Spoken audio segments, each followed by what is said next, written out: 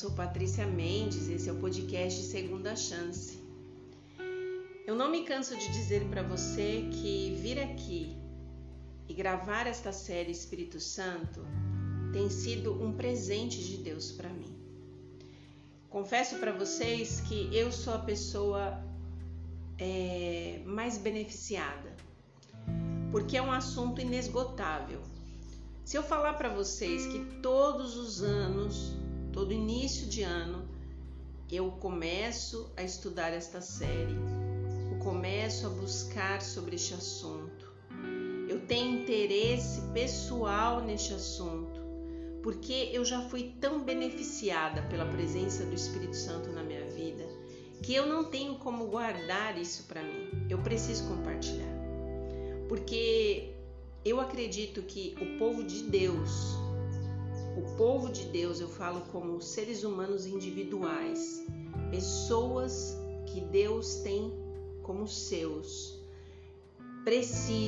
necessitam depender da pessoa do Espírito Santo.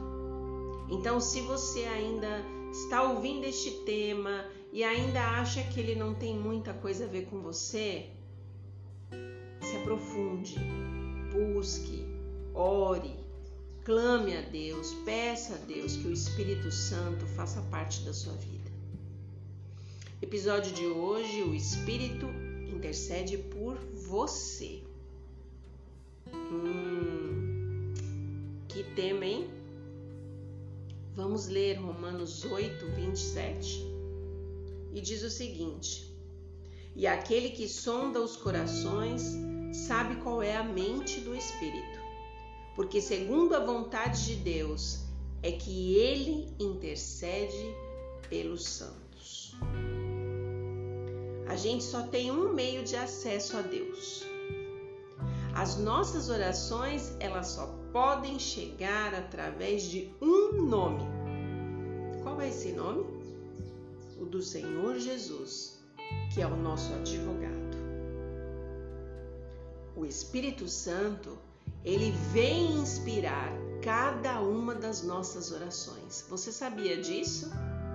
Você sabia que no momento que você se coloca para orar, seja de joelhos, seja num pensamento, seja caminhando, seja fazendo o seu trabalho, é o Espírito Santo que toca em você para que você possa elevar as suas petições ao Senhor? Não devia haver entre nós nenhum tipo de situação que não fosse resolvida pelo Espírito Santo. Assim, o Espírito Santo, ele precisa elevar o nosso coração a Jesus através das nossas orações, pedindo, suplicando cada um de nós por esse desejo ardente de ter o Espírito Santo ao nosso lado, para que as nossas orações possam subir, possam fazer a diferença na nossa vida e na vida das pessoas pelas quais a gente está intercedendo. Na verdade, como a gente começou ontem o tema de falar sobre esta questão do Espírito Santo interceder pelas nossas orações, e quando eu digo ontem, entenda que eu estou dizendo assim no episódio anterior, tá? Porque o teu ontem pode não ser o meu ontem, né?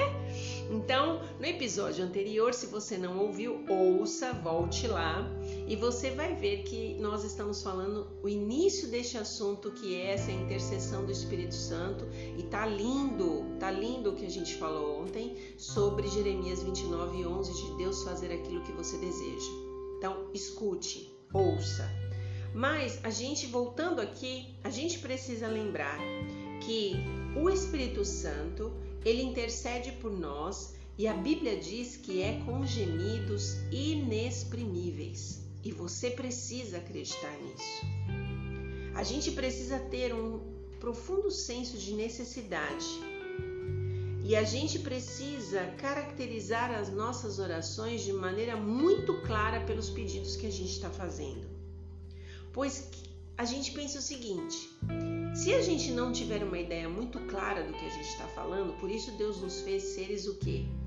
Seres inteligentes, pessoas que pensam, pessoas que raciocinam, para que a gente, na hora que se coloque diante de Deus, não fale palavras só repetidas, mas a gente tenha uma conversa com Deus muito racional sobre os acontecimentos, sobre os fatos, sobre os desejos e projetos da nossa vida.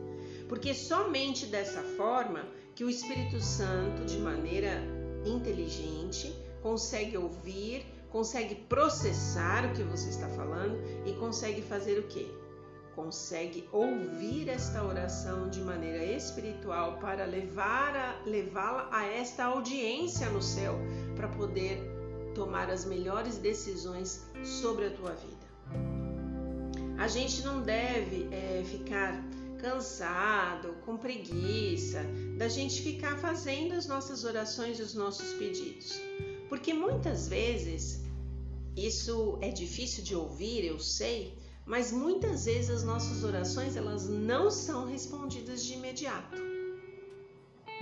Eu sei que a gente não gosta de ouvir isso, mas é uma verdade. A gente precisa lembrar, lá em Mateus 11:12 diz que o reino dos céus é tomado por esforço e os que se esforçam se apoderam dele. Mateus 11:12, lê lá na sua Bíblia, risca, grava. O reino de Deus, então, ele é tomado pelo quê? Pelo esforço. E os que se esforçam se apoderam dele. Por isso, muitas vezes, a nossa oração não é respondida imediatamente. Não é porque Deus é sádico, não é porque Deus é masoquista, não é porque Deus gosta de te ver sofrer ou depender dele no sentido de ficar ali se humilhando. Não é isso. É porque conforme eu já passei por isso e não sei se você já passou, mas conforme você vai suplicando por aquele pedido, o teu raciocínio vai ficando cada vez mais limpo se aquilo faz sentido para você. Se aquilo que você está pedindo é exatamente aquilo que você quer. Eu tenho amigos que às vezes a gente conversando sobre isso, a gente fala como nós mudamos de ideia facilmente. Como nós agora desejamos algo, daqui a pouco a gente não quer mais aquilo. E daqui a pouco a gente não quer nem mais aquilo outro que a gente pediu, a gente já mudou completamente a nossa ideia. E Deus, ele conhece isso, ele sabe o quanto somos imaturos para a nossa própria vida, para o nosso próprio autoconhecimento. Então, pedir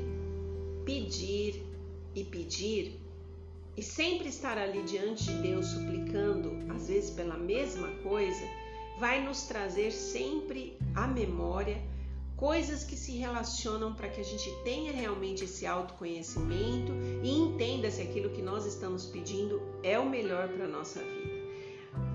Nós temos a sensação que Deus muitas vezes toma a decisão sozinho, mas isso não é verdade. Você, apesar de entregar a sua vontade a Deus, Deus te deu o livre-arbítrio. E o livre-arbítrio se relaciona também com o seu raciocínio. Às vezes você acabou de pedir uma coisa para Deus e você chegou à conclusão de que aquilo que você está pedindo não é bom. E aí você tem a possibilidade de chamar Deus à audiência através da presença do Espírito Santo ali naquela oração e conversar com o Espírito Santo e dizer: Espírito Santo, deixa eu falar uma coisa para o Senhor. Eu acabei de ajoelhar aqui agora sobre um determinado assunto, mas eu estou percebendo que este pedido que eu fiz, acho que não vai dar certo não. Por isso. Eu gostaria de pedir para que a sua vontade prevalecesse e o Senhor me mostrasse se o que eu estou pedindo está correto ou será melhor a gente mudar o curso. Deus não consegue dialogar com filhos mimados. Pessoas que pedem uma coisa e só porque querem aquilo, querem por querer e pronto, e acabou e não tem explicação. Deus gosta de conversar, Deus gosta de dialogar. Pensa nisso. Você precisa desenvolver esta maturidade espiritual de ter um Deus que é seu amigo. Então, quando a gente fala que é pelo esforço, a gente está dizendo que Deus vai ouvir o que a gente está pedindo. Por exemplo, vamos lembrar a história de Jacó. O que aconteceu com Jacó? Jacó estava lá tendo uma luta com Deus e ele só soltou de Deus quando Deus realmente o abençoou. Às vezes na nossa vida vai acontecer a mesma coisa. Nós vamos nos agarrar ali às madrugadas, na hora que a gente vai dormir, durante o nosso trabalho conversando com Deus, a gente vai clamar por uma determinada coisa, a gente vai jejuar, a gente vai pedir e a gente vai receber a bênção de Deus no momento que a gente desejar ouvir qual é a vontade verdadeira de Deus para a nossa vida. A gente não precisa ficar agitado, a gente não precisa buscar uma sensação intensa das coisas, mas a gente deve, com muita calma, muita persistência, elevar os nossos pedidos ao trono da graça de Deus, esperando que eles sejam respondidos. Nossa obra nesta situação toda, nossa luta, ela é o quê? Se humilhar perante Deus, humilhar o nosso coração perante Deus, confessar os nossos pecados a Deus. E com fé a gente precisa se aproximar de Deus. A gente precisa reconhecer quem Ele é e quem nós somos. Exatamente isso. Quando Deus fala se humilhar, é a gente entender que a gente não sabe nada, que a gente não vê um dedo à nossa frente, a gente não vê nada. Um minuto à nossa frente, a gente não consegue saber o que vai acontecer. O se humilhar de Deus é reconhecer quem você é, para que você possa alcançar o que Deus tem para você. Algumas orações foram atendidas e eu acho certas orações incríveis. Por exemplo, gente, a oração de Daniel. Quando Daniel orou para que Deus não glorificasse a ele mesmo, mas que Deus o usasse naquela situação que ele estava vivendo ali dentro daquele reino com o faraó. Nossa, quando Daniel foi parar na cova dos leões, você tem uma noção? O que é passar a madrugada dentro de uma cova, cheio de leão faminto, e você levar uma oração a Deus para que Deus te guarde, te proteja, e o Espírito do Senhor pairar no lugar e os anjos também, e a boca do leão ser fechada? E era tão verdade que os leões estavam com fome, porque quando houve a troca de Daniel pelos seus inimigos, os leões voaram em cima deles. Como faz diferença uma oração? Como faz diferença na nossa vida a nossa entrega diária ao Senhor? A vontade de Deus é revelar-se em sua providência e em sua graça. É a vontade de Deus se revelar a nós. Você precisa guardar isso no coração com carinho. Deus tem sede e vontade de se revelar. O objetivo das nossas orações, ela precisa ser o quê? Para a honra e glória de Deus. Não é para glorificar a nossa vida. Não é pela vaidade das coisas que a gente quer. Não é pela vontade de fazer bonito diante das pessoas. É para que o nome de Deus seja honrado na sua vida. As pessoas olhem e falam: nossa, olha como aquela pessoa foi abençoada. Deus anda com ela, Deus está com ela, Deus cuida dela. A vida da gente é um testemunho sempre, por onde quer que a gente passe. Quando a gente vê que a gente é fraco, que a gente é ignorante, a gente é despreparado, gente. Nós somos despreparados. A gente comparece diante de Deus bem humilde. E a gente suplica ao Espírito Santo que aquela oração ela suba a Deus e que o Espírito Santo, de maneira expressiva, com gemidos inexprimíveis, ele eleve a Deus toda a nossa petição. Percebe que é outro raciocínio, é uma maturidade, é uma intimidade com Deus, é uma amizade que a gente tem.